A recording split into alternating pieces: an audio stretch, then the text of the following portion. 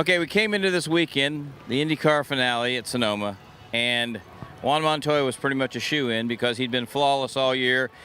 He had one bad day, and it wasn't his fault when the suspension broke at Iowa. Didn't put a wheel wrong, drove as smart as you can drive a race car. Graham Rahal was kind of a long shot. He was 34 points behind. He's won 2 races this year, but you still thought Montoya would really have to screw up to have Graham win the championship.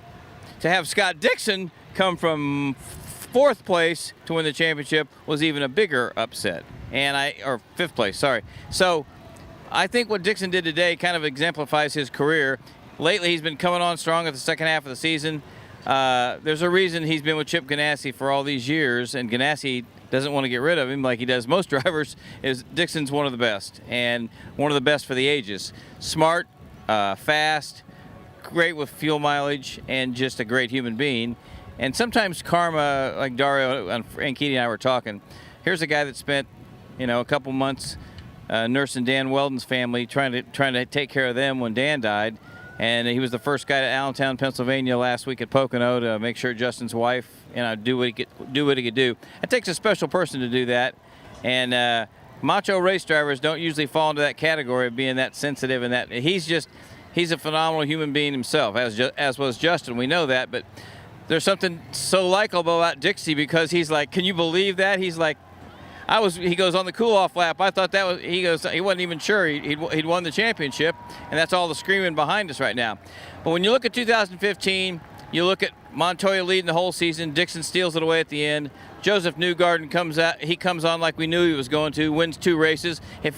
As my friend Marshall Pruitt and colleague says, every time he comes into the pits, everybody and their brother cringes because you never know what's going to happen.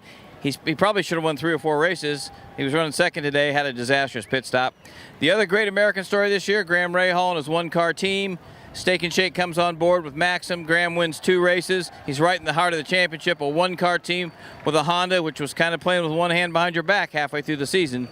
Pretty amazing year for Graham Rahal, and I think as his ex-PR man, it didn't surprise me. That's the way I thought he should be driving. I think that's the way we'll see it the rest of the time. And I think as you look down the road to 2016, the 100th Indy 500, Tony Kanaan's going to be back with Ganassi. They pretty much already, Marshall talked to Mike Hall, and Tony said today, you can say I'll be back next year, so that's cool. We don't know what's going to happen to Joseph Newgarden. There's a story I wrote today on RACER.com. He might be back with Sarah and Wink and Ed. It just might be Ed. Could he be at Ganassi's? I don't know. I keep hearing they might cut back to 3 cars. Penske's going to have no changes. Graham Rahal wants a teammate. I think that's what Honda would like to do, is take Joseph Newgarden and stick him with Graham Rahal in a Honda package and get him back in the family because he was a Honda guy the first couple years.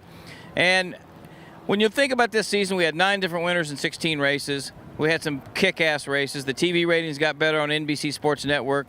And, of course, we had one huge tragedy with Justin Wilson. And I think the celebration of his life here at Sonoma the last couple days, I've never seen anything like it. I mean, all the T-shirts sold out. Marshall's been writing stories on RACER.com about the eBay auction, and Graham Rahal's in charge of with all the helmets and stuff the guys have given. And believe me, folks, Justin's family needs the money. This wasn't a Dan Weldon situation. Susie and Dan had plenty of money, and she told everybody, don't send us money. We appreciate it. But believe me, Julia and her kids, her young girls need money. So if you can buy a T-shirt or a sticker or both, or just make a donation, it's really cool because today was about celebrating Scott Dixon and Justin Wilson.